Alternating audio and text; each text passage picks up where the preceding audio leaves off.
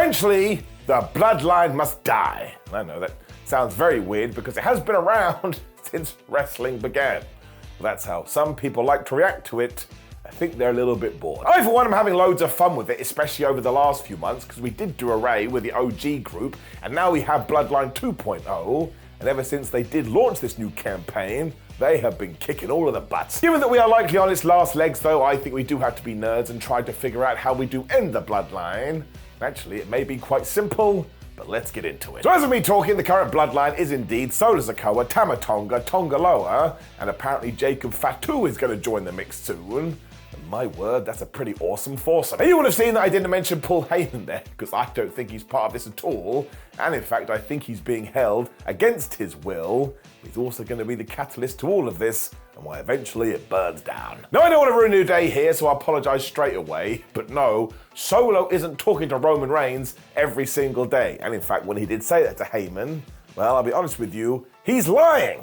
Some people are liars, and they're just horrible, horrible individuals. So essentially, it's just a way to keep Paul Heyman in line, but this is such good storytelling, because how did Roman Reigns run his own version of the Bloodline since day one? By being an emotional manipulator. So really, all Sikoa has done here is watched his dad or his tribal chief do this and said to himself, well, it worked for him, why can't it work for me? And I'm going to be twice as crazy with it. That's why he's reached out to his own guys and got rid of Jimmy Uso, because he can't be trusted. We've seen that from history. And ever since, they have just been running wild through SmackDown. And if it wasn't for Randy Orton, maybe Tama Tonga would be the king of the ring right now. They're also nuts too. Do you remember on that episode of SmackDown when we cut backstage and Tama was going like, making all those weird noises? Like it should have been comical, but it wasn't, and it scared the shit out of me. I don't think it's any surprise that we have added in this specific amount of individuals either, because when the Bloodline does finally implode, it's gonna be civil war. So Roman has gone away right now because he is broken mentally. At least that's a storyline reason. When we get into the business side, I'm sure he just wanted a break, but also, as we've already seen, he has become a babyface without even being there. And I'm pretty sure someone who is a power that be realized this and got, man, we don't have to do nothing. Absence always does make the heart grow fonder, but also during this period, we have just sold this idea that Roman went on this historic title reign, which he did do. And that always works with wrestling fans. I know because I'm one of them. You do start nostalgically looking back on it, and all of a sudden you just have twice the respect for the person in question. So when you do see them again, you're like, yes, I'm so happy you're back. That's why we are now getting We Want Roman chants, so he is a babyface, which will tie into his return, because I'm sure it's when the Bloodline 2.0 have gone, Paul Heyman, we don't like you anymore, and we're about to kill you, when our tribal chief does come back, and he clears house, and he looks at Paul and says, man, I've always got you back. Then I'm going to cry. What are you going to do about it? Nothing. We have tears for a reason. The problem is, eventually he will get his ass kicked, because this will be 4-on-1. What do you do when the numbers game is against you in wrestling? You have to go and get back up.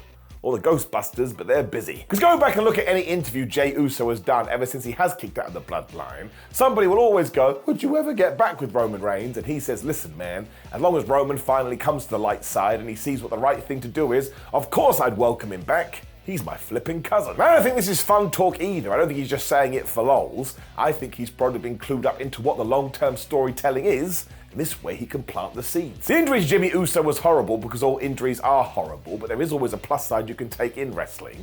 Because if Jey and Roman have already reconnected and they need another person, and then he makes his return too, well, the evasion's gonna be nuts. Also, technically, while he did betray Reigns that time, he did come back to the flock, and he basically said, I'm sorry, man, I'll be with you forever.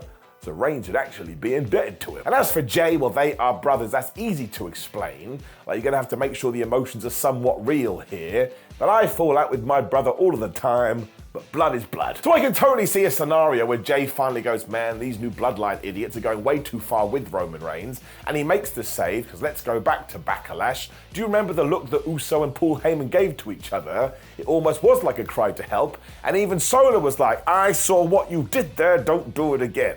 I don't think we did that by accident. But he's a babyface as well, so he should help out. And of course, when Reigns does return, it's quite clear he's going to be a babyface too, so we will need that storyline reason. But in terms of our gut reactions, we'll be over the moon, because it's nice to see people reconnect when they're also acting like good people. And if you can hold off and you can be patient, this could even be the time when you do throw Jacob Fatu out there for his debut, because all of a sudden the numbers game then goes back in favor of the heels. It also means you can have Roman, Jimmy, and Jay just lose, or lose, because they're in a bunch of handicap matches, so they're gonna have to reach out to somebody else. And I don't care how Solo and his posse do this either. They can cheat and they can be a bunch of assholes, because that's just dramatic irony anyway. I mean, how did Roman stay on tops for so long? By doing the interference and the distraction thing, so now his chickens have come home to roost, and they don't want to lay eggs. Of course means they will need a fourth member, and you already know where I'm going with this, because I am a geek.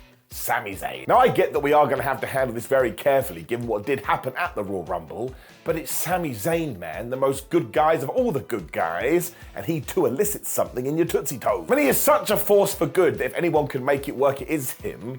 And also it's nostalgia. And everybody loves nostalgia. And I know it's recent nostalgia, but people love that too. You then get 4 versus 4, which is perfect for War Games if you want to do it that much at the Survivor Series. And as of me talking, that's around about 6 months away, which sounds like good story time for me. A part of me also thinks that I would have Bloodline 2 Electric Boogaloo get the victory here as well, because then you could also tie it all into WrestleMania 41. I think that works too, because as far as I can tell, we are going to be doing Cody versus The Rock at that show, which means Roman Reigns is free. And while this part of me right here hopes he takes on Seth Rollins, this could be a good option too. Because you could then finally do the Usos versus GOD match, which I never thought I would see. And you could do Jacob Fatu versus Sami Zayn.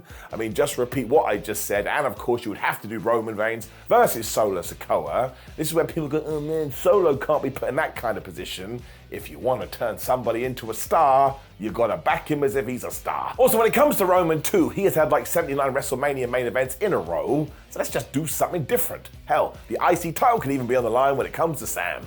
By this point too, Solo and his boys can be completely at odds with each other because they have fallen out. Although, I do have a dark side to me here. When it does come to Sikoa versus Roman Reigns, I think maybe The Rock could help him win, because then of course you set up The Rock for Roman Reigns for WrestleMania 42, but this is me being absolute nerd and going way too far in fantasy booking. But it's my video and I'll do what I want. Either way though, I could see getting out the other side of WrestleMania 41 and going to that Raw after WrestleMania when all of a sudden they do implode and they can't do anything anymore. And we have seen that time and time again. How many times have teams had a terrible time at the granddaddy of them all? And they say, you know what? It's time to go our separate ways. And I'm gonna do that by punching you right in the face. You don't think Jacob Fatu's going to be a babyface one day? He will. I mean, you could even do the Gorillas versus Solo and Jacob if you absolutely wanted to, and that means coming out the other side, you have a bunch more matches you can do, and by then it may be 5 years long.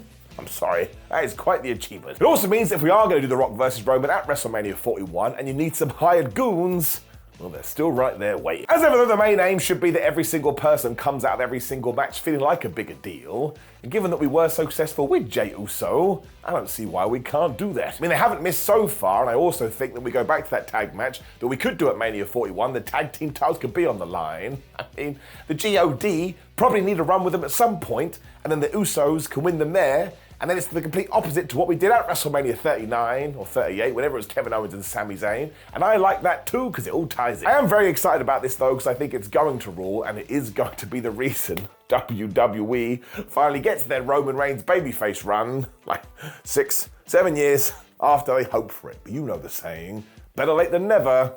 But better never late. So there is a lot there to unpack, so please do leave me a comment below and let me know how would you change the Bloodline up when it is time to finish them. Like the video, share the video, and subscribe. There's a video on there where I am talking about Roman Reigns. I mean, I flipping love the guy. More importantly, thank you so much for your time, my friends. I always do appreciate it, and I hope you have a terrific day, and I'll see you on the next one.